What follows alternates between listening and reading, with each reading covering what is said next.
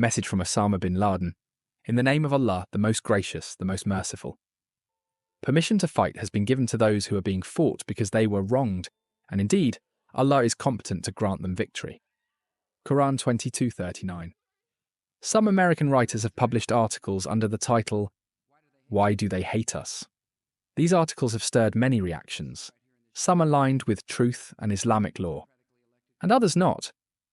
Here we seek to present the truth clearly as a warning, hoping for God's reward and seeking His guidance. We rely on Allah as we answer two questions for the American people. First question, why do we fight and oppose you? The answer is very simple. 1. Because you attacked us and continue to attack us.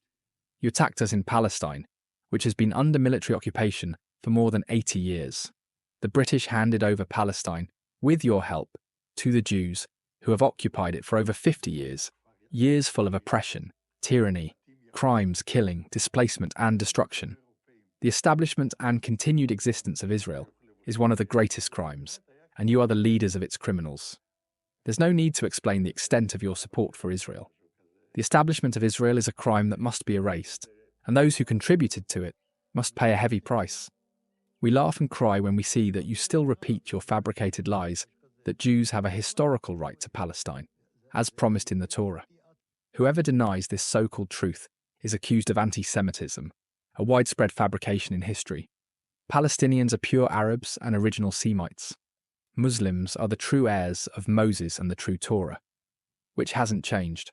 Muslims believe in all prophets, including Abraham, Moses, Jesus, and Muhammad, peace be upon them all. If followers of Moses were promised Palestine, then Muslims are more entitled to it. When Muslims liberated Palestine from the Romans, it returned to Islam, the religion of all the prophets. Therefore, the claim of a historical right cannot be used against the Muslim nation. You must realize, Palestinians don't cry alone. Their women aren't widowed alone. Their children aren't orphaned alone. You attacked us in Somalia, supported Russian atrocities in Chechnya, Indian oppression in Kashmir, and Jewish aggression in Lebanon. With your approval and commands, the puppet governments in our lands oppress us daily and prevent us from implementing Islamic law. They steal our wealth and sell it to you cheaply. These governments have surrendered to the Jews and given away most of Palestine, recognizing Israel on the ruins of its people. Removing these governments is necessary to liberate our nation and make Sharia the highest law. You steal our oil at cheap prices through international influence and military threats. This is the greatest robbery in human history. Your forces occupy our countries and spread military bases. You corrupt our lands, surround our sacred sites, protect the Jews, and ensure continued exploitation. You starved Muslims in Iraq, where children died daily. More than 1.5 million Iraqi children died due to your sanctions, and you showed no concern. But when 3,000 of your own people died, the world was shaken. You recognized Jerusalem as the eternal capital of Israel and moved your embassy there. Under your protection, Israelis plan to destroy the Al-Aqsa Mosque. These tragedies are only a few examples of your oppression. Our religion and logic dictate that the oppressed have the right to respond. Don't expect us to let you live in peace while you attack us for over 50 years. You claim to be a land of freedom and democracy, but your people freely choose these policies and leaders. Thus, the American people are responsible for the crimes committed by their government and army. American taxpayers fund the warplanes, tanks, and armies that kill us in Afghanistan, Palestine, and across the Muslim world. Your soldiers are not innocent. They are the ones attacking us. You are not innocent civilians. You are funding and enabling the war against us. Islamic law permits retaliation. If our villages are destroyed, we have the right to destroy yours. If our wealth is stolen, we may harm your economy. If our civilians are killed, we may kill yours. Yet your government and media continue to avoid answering one simple question. Why were we attacked on September 11th? If Ariel Sharon is a man of peace in Bush's eyes, then so are we. America only understands the language of force. Second question. What do we invite you to, and what do we want from you? First, we call you to Islam, the religion of the oneness of God, submission to His laws, and rejection of all other false beliefs and ideologies.